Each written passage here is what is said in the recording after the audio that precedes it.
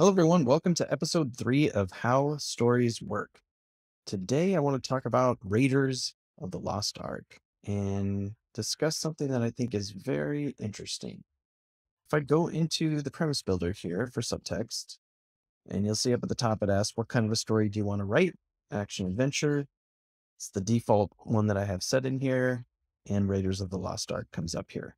But you'll also notice that it has the word Raiders here in parentheses, as if there's something special going on here, and there is.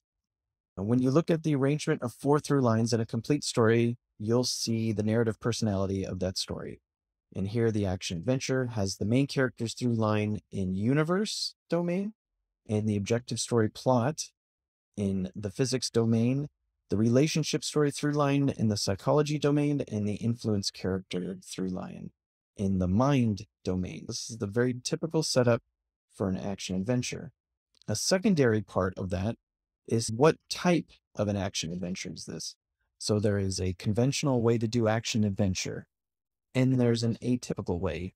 And these determine the kind of plot points that drive the story forward. Conventionally speaking, in an action adventure, you have action drivers. So that's why it's selected here as conventional. An atypical action adventure would have the plot points driven by decisions. So if I switch that, you'll see that over here, the examples of the atypical action adventure is also Raiders of the Lost Ark, but now it says the Ark in the parentheses. And so what's actually going on here? When people say Raiders of the Lost Ark is completely different than everything else because it's got 5 or 6 acts.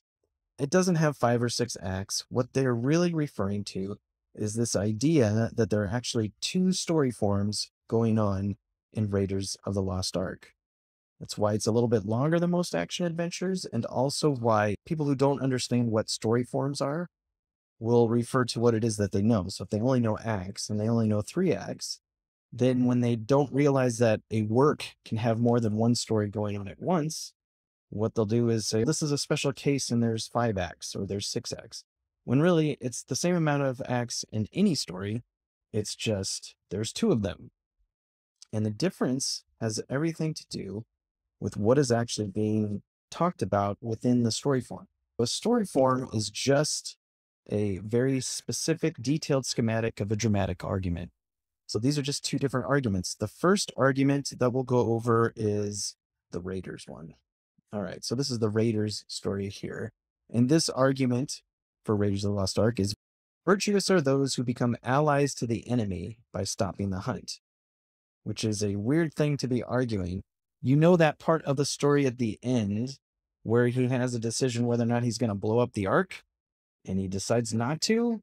And it's, what, you just sold out everybody so that you could see what's in there? That's what's going on in this story. So in here, the main character of this particular argument is Indiana Jones, and then the influence character is Belloc. The classic, you and I are both alike, you're just a shadowy reflection of me, that whole thing. That's the typical argument that happens between a main character and an influence character. And eventually, Indiana proves Belloc right. I am just like you. I'd do anything to see what's inside the Ark, which is why it feels weird that he sells everybody out to see what's in there. Of course, it's to save his girlfriend, so then that's okay, but he just gave the Ark to the Nazis. But then they quickly fix it with the other story, which is the bigger, broader story, which is a little less reprehensible when it comes to what's actually being said. The other story is the Ark story. So I go back into Raiders and I go to the Ark story.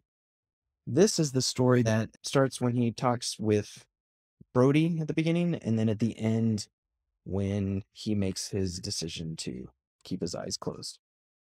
So when you get out of your way and abandon being sure of something, you can unlock a true mystery. So there's all this certainty that is driving the argument to that story, and it's being countered with the idea of the potential of what could possibly be there. If Indiana Jones, if we go down to the actual story form here, you'll see that Indy, the main character, crucial element is certainty. Then the influence characters, the other side of the argument, is potentiality.